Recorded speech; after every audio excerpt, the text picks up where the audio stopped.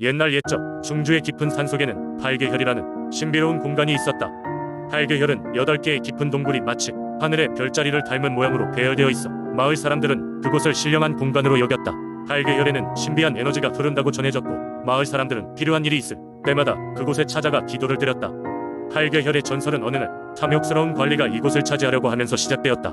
관리는 팔개혈을 자신만의 비밀 장소로 만들려 하였고 이를 위해 동굴 입구에 높은 담장을 세우고 사람들의 출입을 금지시켰다. 하지만 관리가 이룬 것은 오직 자신의 탐욕을 채우려는 욕망뿐이었다. 어느 날 밤 팔개혈 근처에 사는 한 노인이 신비한 꿈을 꾸게 되었다. 꿈속에서 노인은 하얀 용이 팔개혈에서 나와 울부짖으며 말하는 것을 보았다. 나는 이곳의 수호신 팔개 중 하나다. 내가 깨끗한 마음을 가지고 이것을 풀어주길 원하노라. 그렇지 않으면 이 땅에 큰 재앙이 닥칠 것이다. 노인은 꿈에서 깨어난 후 곧바로 이를 마을 사람들에게 전했다. 사람들은 노인의 말에 귀 기울였고 그 말은 급속도로 퍼져나갔다. 마을 주민들은 팔개혈이 봉인된 것에 대해 불안감을 느끼기 시작했다. 그들은 관리의 결정이 이 땅의 평화를 깨트릴 것이라 확신하게 되었다. 그래서 주민들은 용감한 젊은이 춘호를 중심으로 팔개혈로 향했다. 춘호는 강직하고 용감한 성격으로 마을 사람들에게 신뢰를 받고 있었다.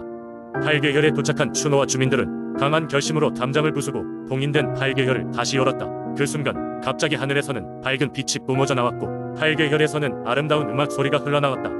춘호는 그곳에서 8마리 빛나는 용을 보았고 각 용들은 자신들이 이 땅의 수호신임을 밝히며 춘호와 주민들을 축복한다고 말했다. 그 후 팔개혈은 다시 평화로운 마을의 상징이 되었고 사람들은 매해 큰 제사를 지내며 팔개혈의 수호신들에게 감사를 표했다. 그리고 이 사건 이후 마을에는 풍년이 계속되었고 주민들은 행복하고 평화로운 삶을 살 수 있었다고 한다. 이 전설은 현재까지도 충주 사람들에게 전해져 내려오며 팔개혈은 여전히 마을의 신성한 장소로 남아있다.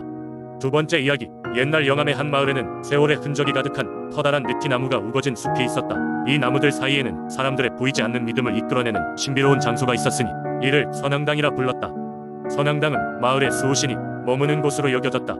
사람들은 매일 아침 일어나면 이곳에 들러 정성껏 준비한 쌀을 조금씩 올리며 하루의 안녕을 빌었다. 선앙당에는 한 노파가 살고 있었다. 그녀는 마을 사람들에게는 영적인 지혜를 전해주는 존재로 아이들은 물론 어른들까지 그녀를 존경하며 따랐다. 이 노파는 할매라고만 불렸고 신비스러운 기운이 감도는 그녀의 주위로는 사람들로 가득했다. 할매는 자연과 대화하고 눈에 보이지 않는 존재들과 소통하는 능력이 있는 것으로 여겨졌다. 가을에 서늘한 바람이 불던 어느 날 한 소년이 할매를 찾아왔다. 소년의 이름은 재훈이었다. 그는 최근에 아빠를 잃고 크게 상심한 나머지 슬픔을 견디지 못해 밤마다 잠을 이루지 못하고 있었다. 재훈은 할매에게 그 슬픔을 이겨낼 방법을 물었다. 할매는 그를 조용히 바라보다가 말했다. 어린 친구야, 슬픔을 이기려 하면 안 된다네.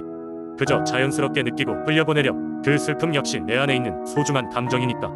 그리고 내일 아침 해가 뜨면 저 선앙당 나무 아래에서 아버지를 위한 작은 제사를 올려보도록 하렴. 아버지는 그곳에서 내 마음을 분명히 느낄 것이야. 재훈은 할매의 조언을 듣고 다음날 아침 선앙당 나무 아래 작은 제단을 만들었다.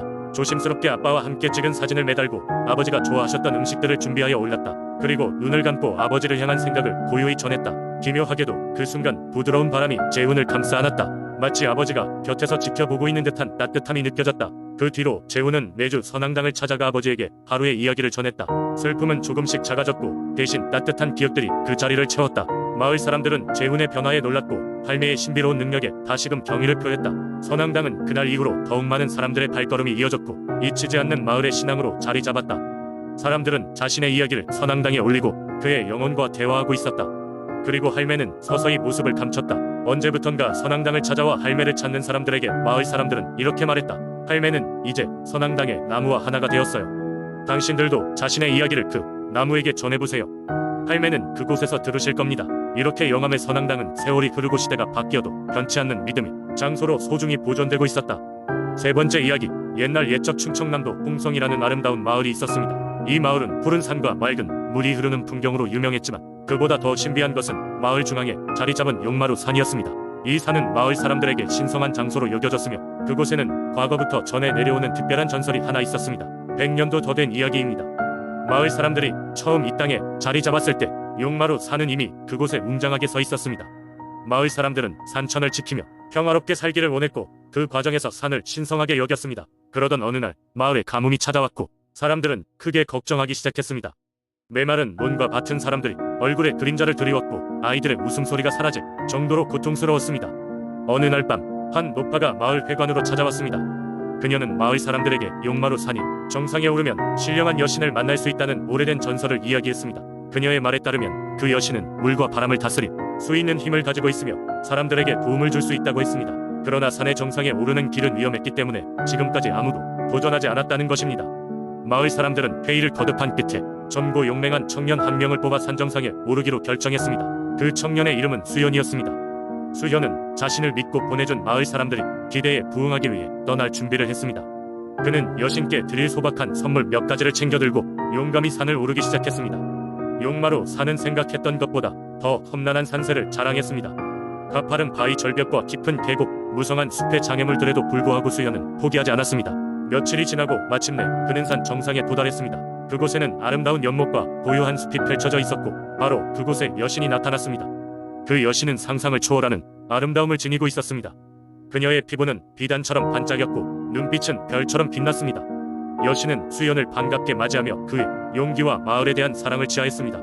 그녀는 그의 요청에 따라 마을에 비를 내려주겠다고 약속했습니다. 또한 친절하고 성실한 마을 사람들을 위해 더 나은 풍작의 해와 평화를 가져다 주겠다고 덧붙였습니다. 그리하여 수연은 마을로 돌아왔고 그의 뒤를 따라 마치 꿈꾸듯 강한 비가 휘몰아쳤습니다. 마을 사람들은 하늘에 꿈틀거린 무지개를 보고 환호성을 질렀고 수연의 이야기를 들으며 감격했습니다. 이후로도 마을 사람들은 해마다 용마루 여신에게 감사의 예를 다하며 이 이야기를 전해 내려왔습니다.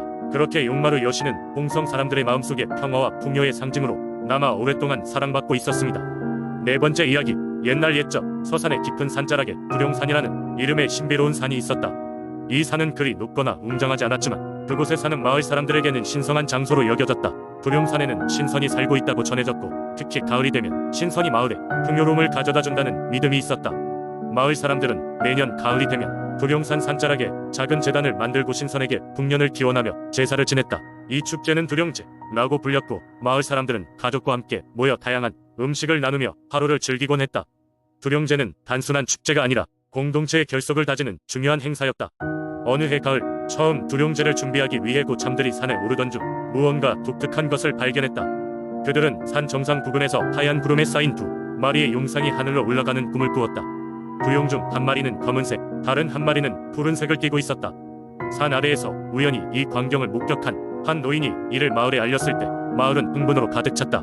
그 노인은 마을의 원로였고 많은 사람은 그의 예언과 꿈을 존경해야 한다고 생각했다. 이후로 마을 사람들은 두룡산의 이름에 두 마리의 용이라는 의미를 더하게 됐다. 그리고 매년 열리는 두룡제는 더욱 성대해졌다. 사람들은 이 신비로운 경험이 단순한 겨울의 긴 꿈에 불과한 것인지 아니면 진정 신선의 증거인지 토론했지만 모두가 인정하는 것은 하나였다. 두룡제는 마을에 커다란 행복과 평화를 가져다 준다는 사실이다. 수년이 지나고 두룡산에 대한 전설은 서산을 넘어서까지 퍼졌다.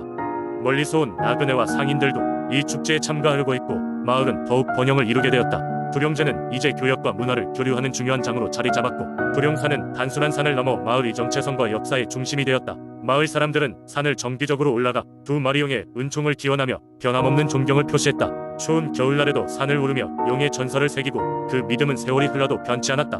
두룡산과 그 전설은 오늘날에도 여전히 마을 사람들에게 살아있는 신화로 남아있다. 이 이야기는 서산의 작은 마을이 두룡산을 통해 어떻게 자신들의 문화를 발전시켰고 전설이 공동체의 중심으로 자리 잡아가는 과정을 보여준다. 산과 신화, 마을 사람들의 불가분의 관계는 오늘날에도 서산 민속신앙의 중요한 요소로 남겨져 있다.